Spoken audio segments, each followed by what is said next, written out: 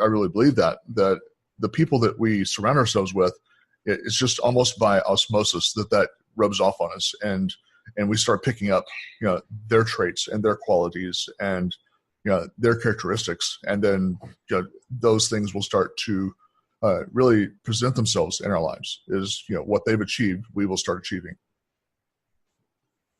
Yeah, and I think as well, don't just be close to someone because they're family. I'm a big believer in family. I've been through a lot with losing my dad, and it got me closer to my sister. It got me closer to my mum and to my stepdad. Now, there's other members of family which I don't get along with. Just because someone is family doesn't mean you have to spend time and let them bring you down. You can get to a point which is powerful where you can actually spend time with them and their negativity just bounces off you. And with social media, this is the other positive thing I said about how I connected with Stephen. And we'd connected on a level that we didn't realize before we'd even met in person.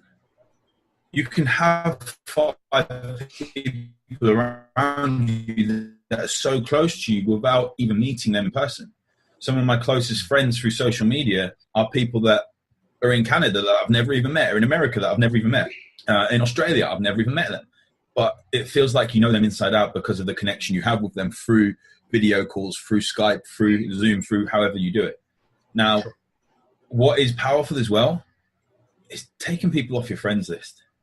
If someone's negative, okay, there may be a reason for it. I'm not going to say every single person is never allowed to be negative. I'm negative sometimes. I try not to be, but it happens. I'm a human being.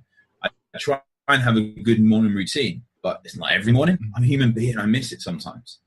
And when someone is really negative or attention seeking for the sake of it, yes, they may need a bit of help. So you could message them and just find out why. But you can delete people from your friends list. It's your social media. You can have power over it and have knowledge of and have the final say over who is allowed to bring negativity into your life and positivity. Sure. Mm-hmm.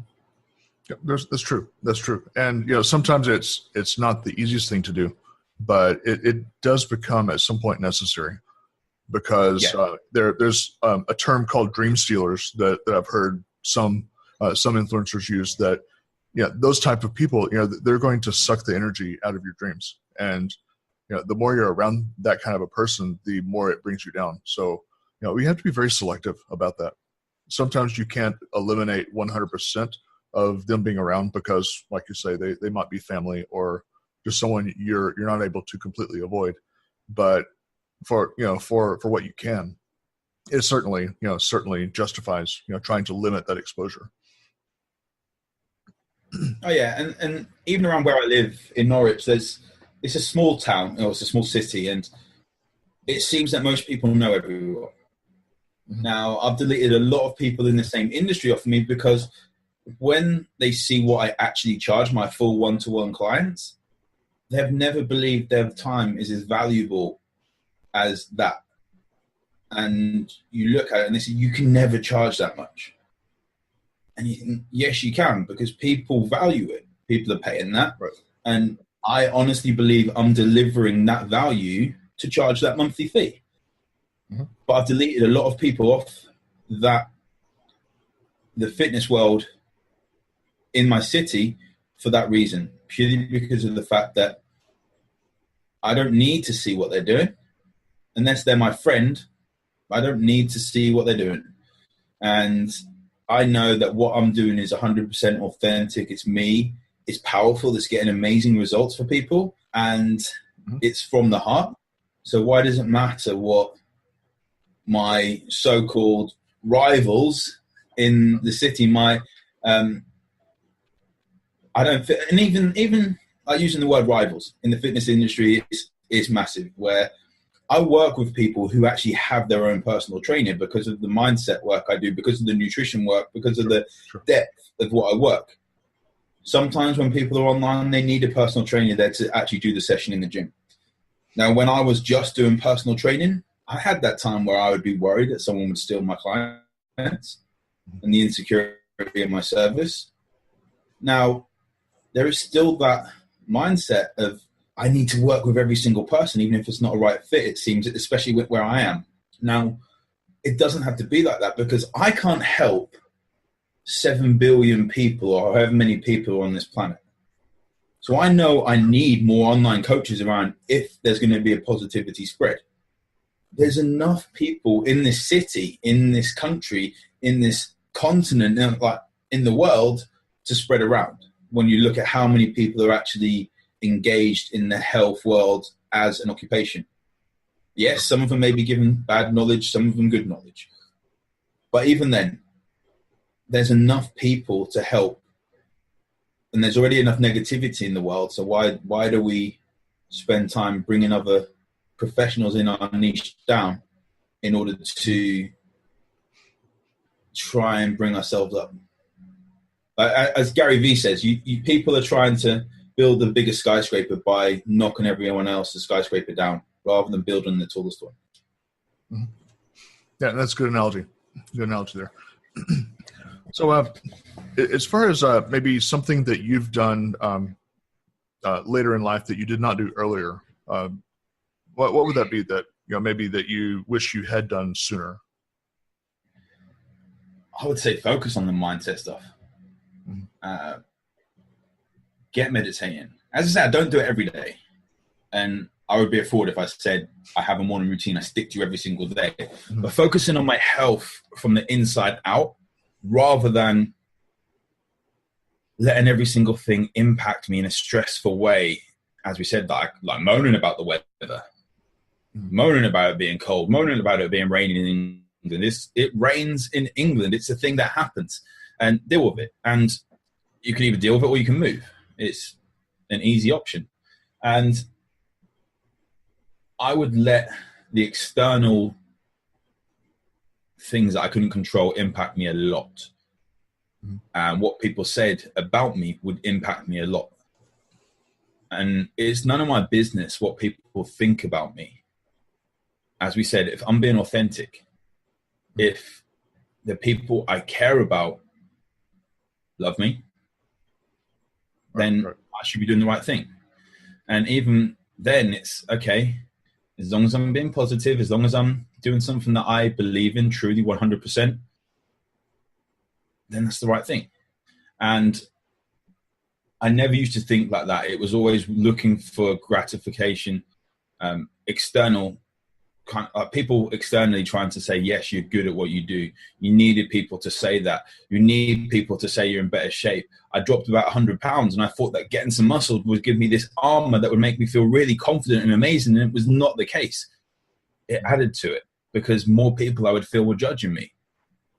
And going internal, doing the mindset work, as much of a buzzword it may be now, but doing the meditation, reading plenty of books, going to reading things, Marcus Aurelius, Socrates stuff, and going through daily Stoic practices, and those things kind of changed my life. There was a film called The Peaceful Warrior, and it was a true story with Dan Millman, who was a gymnast over in the US, and that was amazing.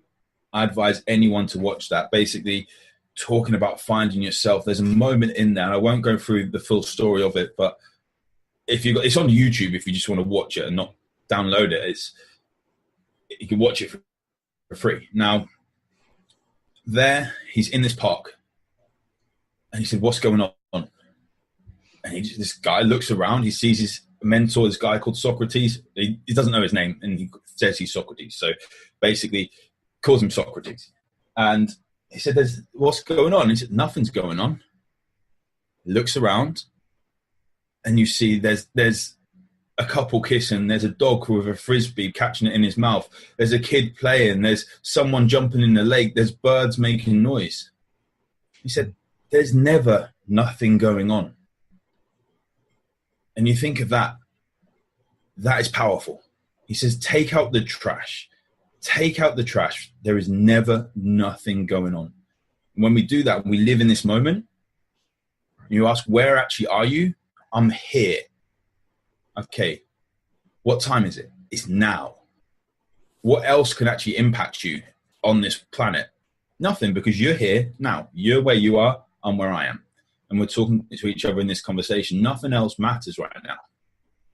Right. That's a good point. It's a good point, and something that perhaps we can learn from that lesson is that not looking backwards so much and just really living in the moment is a good point.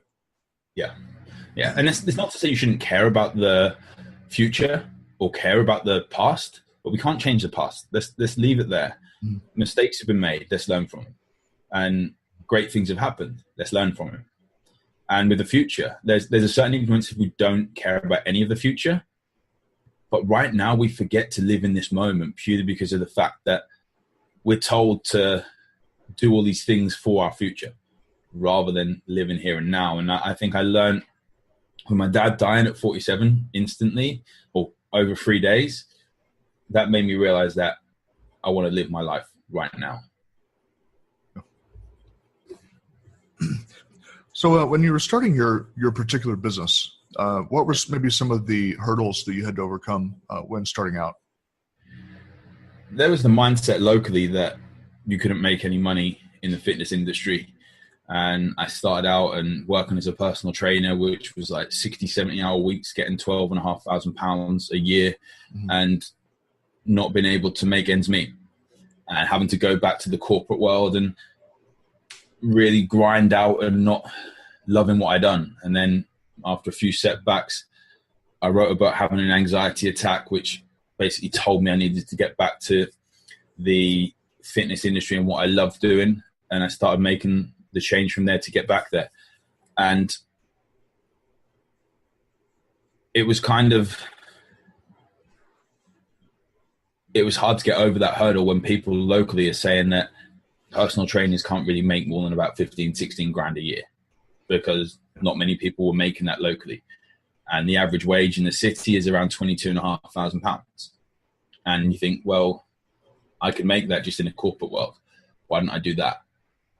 So it took a lot to do that. And especially when I quit that corporate world job to go full time into training again, to coaching people online, that was a big hurdle because everyone was telling me you shouldn't do that. And that hurdle was a leap of faith. You just went for it and knew you had to put in the work. As far as other hurdles, I think the mindset was the biggest one. And being able to grow my mindset into a world of abundance rather than scarcity. Yeah, that's huge. That's huge. So now, was that something that kind of came over time, maybe through trial and error, or was it pretty obvious that you had to ignore what other people were saying and changing your mindset? It came massively over time. Mm-hmm. I done 7 bodybuilding shows thinking that each one that I would get better and better, and I ended up giving myself an eating disorder because I was worried about what other people thought rather than fulfilling my potential. And my last one was in 2012. So it's taken 6 years since I last competed in bodybuilding to get where I am now. It's been a part of me. It still is a massive part of me.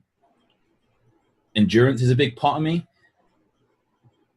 But if I didn't go through that, I wouldn't be where I am now.